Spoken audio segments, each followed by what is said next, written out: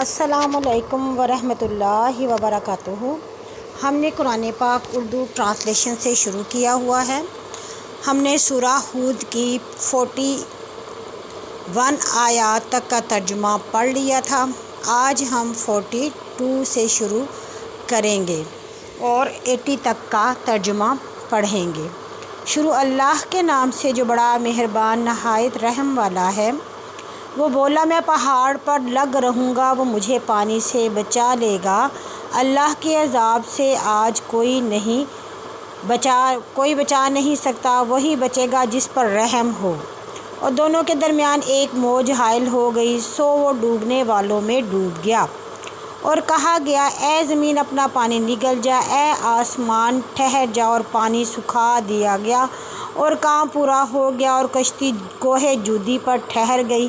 اور کہا گیا ظالم دور ہوں۔ اور نوح نے اپنے رب کو پکارا اور کہا اے رب میرا بیٹا میرے اہل میں سے ہے اور میرے اہل کو بچانے کا تھا، تیرا وعدہ سچا ہے اور تو سب سے بڑا حاکم ہے۔ فرمایا نوح وہ تیرے اہل میں نہیں تھا، اس کام کے بعد میں جن بات کا تجھے علم نہیں اس بابت مجھ سے نہ پوچھ، میں تجھے نصیحت دیتا ہوں کہ جاہلوں میں نہ ہو۔ کہا اے رب میں تجھ سے پناہ مانگتا ہوں کہ میں نہیں جانتا، اس کی بابت تجھ سے پوچھوں، اور اگر میں تو مجھے نہ بخشے اور مجھ پر رحم نہ کرے تو میں ضیاع کاروں میں ہوں گا۔ حکم ہوا اے نوح ہماری طرف سے سلامتی اور برکتوں کے ساتھ کشتی سے اتر، وہ برکتیں تجھ پر اور ان امتوں پر ہیں جو تیرے ساتھ ہیں، اور کتنی امتیں ہیں جنہیں ہم فائدہ دیں گے، پھر ہماری طرف سے انہیں دکھ کی مار پہنچے گی۔ یہ غیب کی باتیں بعض خبریں ہیں جن کی ہم اے محمد بذریعہ وحی تجھ تک پہنچاتے ہیں، اس سے پہلے تو نہ ان باتوں کو جانتا تھا اور نہ تیری قوم، پس صبر کر آخر ڈرنے والوں کا بھلا ہے۔ اور ہم نے عاد کی طرف ان کے بھائی ہود کو بھیجا، اس نے کہا اے قوم اللہ کی عبادت کرو، تمہارے لیے اس کے سوا کوئی معبود نہیں، تم بڑا جھوٹ بولتے ہو۔ اے قوم میں اس پر تم سے اجرت نہیں مانگتا، میری اجرت اسی پر ہے جس نے مجھے پیدا کیا، کیا تم نہیں سمجھتے؟ اور اے قوم اپنے رب سے مغفرت مانگو، پھر اس کی طرف رجوع ہو، وہ تم پر آسمان کی دھاریں چھوڑ دے گا اور تمہیں قوت پر قوت دے گا اور تم گناہ گار ہو کر نہ بھاگو۔ بولے اے ہود تمہارے پاس کچھ صدد نہیں لے کر آیا اور ہم اپنے معبودوں کو تیرے کہنے سے نہ چھوڑیں گے اور تجھ پر ایمان نہ لائیں گے، اور ہم یہی کہتے ہیں کہ ہمارے معبودوں میں سے کسی نے تجھے برائی سے پہنچایا ہے۔ کہا میں اللہ کو گواہ لاتا ہوں اور تم گواہ رہو کہ میں اللہ کے سوا تمہارے شریکوں سے بیزار ہوں، سو تم سب مل کر میرے حق میں بری کرو، پھر مجھے مہلت نہ دو۔ میں اللہ پر جو میرا اور تمہارا بھروسہ کیا کوئی چلنے والا نہیں جس کی چوٹی اللہ کے ہاتھ میں نہ ہو۔ ضرور میرا رب راہ راست پر ہے، اور اگر تم نہ مانو تو میں جو تمہاری طرف بھیجا گیا ہوں تم پاس پہنچا چکا، اور میرا رب تمہارے سوا دوسرے آدمی دنیا میں تمہارے جانشین کر دے گا اور تم اس کا کچھ نہ بگاڑ سکو گے۔ بے شک میرا رب ہر شے پر نگہبان ہے۔ اور جب ہمارا حکم آیا ہم نے ہود کو اور اس کے ایماندار ساتھیوں کو اپنی رخصت سے بچا لیا، اور سخت عذاب سے ہم نے انہیں نجات دی۔ اور یہ سرگزشت قوم عاد کی ہے، انہوں نے اپنے رب کی آیتوں کا انکار کیا اور اس کے رسولوں کی نافرمانی کی اور ہر سرکشی مخالف کا حکم مانا تھا۔ ان کے پیچھے اس دنیا میں اور قیامت کے دن لعنت لگائی گئی۔ سنتا ہے عاد نے اپنے رب کا انکار کیا، سنتا ہے پھٹکار عاد پر جو ہود کی قوم تھی۔ اور ہم نے سمود کی طرف اس کا بھائی صالح بھیجا، کہا اے قوم اللہ کی عبادت کرو، اس کے سوا تمہارا کوئی معبود نہیں، اس نے تمہیں زمین سے پیدا کیا اور امن میں تمہیں بسایا، سو تم اس سے مغفرت مانگو پھر اس کی طرف توبہ کرو، بے شک میرا رب نزدیک ہے قبول کرنے والا۔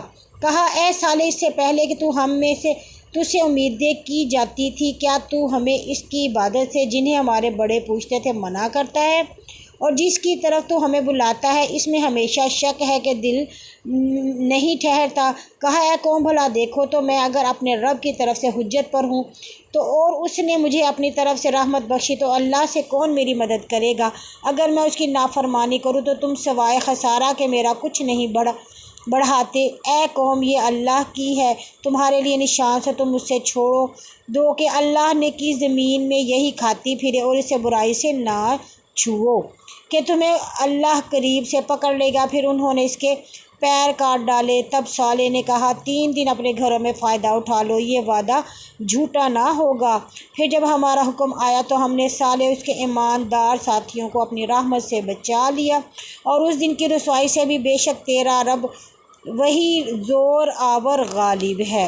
اور ظالموں کو چنگھاڑ نے پکڑ لیا اور وہ فجر کو اپنے گھروں میں اوندھے پڑے رہ گئے، گویا وہاں کبھی نہ بسے تھے۔ سنتا ہے سمود نے اپنے رب کا انکار کیا، سنتا ہے لعنت ہو سمود پر۔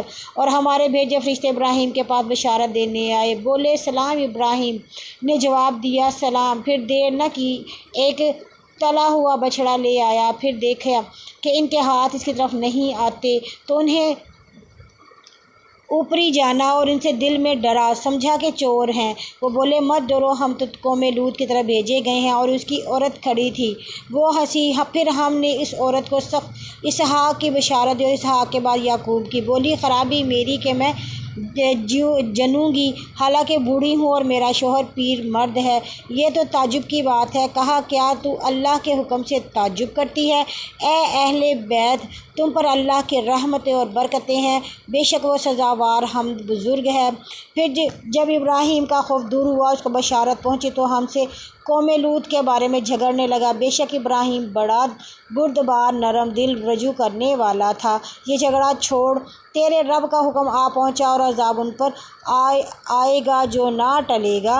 اور جب ہمارے رسول لوط کے پاس آئے اور ان سے ناخوش و تنگ دل ہوا اور کہا یہ دن بڑا سخت ہے، اور اس کے قوم کے لوگ اس کے پاس بے اختیار دوڑے آئے، پہلے سے وہ برے کام کیا کرتے تھے۔ لوط بولے اے قوم، یہ میری بیٹیاں حاضر ہیں، وہ تمہارے لیے زیادہ پاک ہیں، سو ان سے ڈرو، مجھے میرے مہمانوں میں رسوا نہ کرو، کیا تم کوئی شائستہ آدمی نہیں؟ وہ بولے تجھے تو معلوم ہے کہ تیری بیٹیوں میں ہمارا کچھ حصہ نہیں، اور ہم چاہتے ہیں تو جانتا ہے۔ بولا کاش تمہارے مقابلے میں مجھے قوت ہوتی یا میں کسی محکم آسرے میں جا بیٹھتا۔ فرشتے بولے اے لوط، ہم تیرے رب کے بھیجے ہوئے ہیں، تجھ تک نہ پہنچ سکیں گے، سو کچھ رات گئے تو اپنے اہل لے کر نکل جاؤ، اور تم میں سے کوئی پیچھے مڑ کر نہ دیکھے مگر تیری عورت، کہ اس پر وہی مصیبت آنی ہے جو ان پر آئے گی۔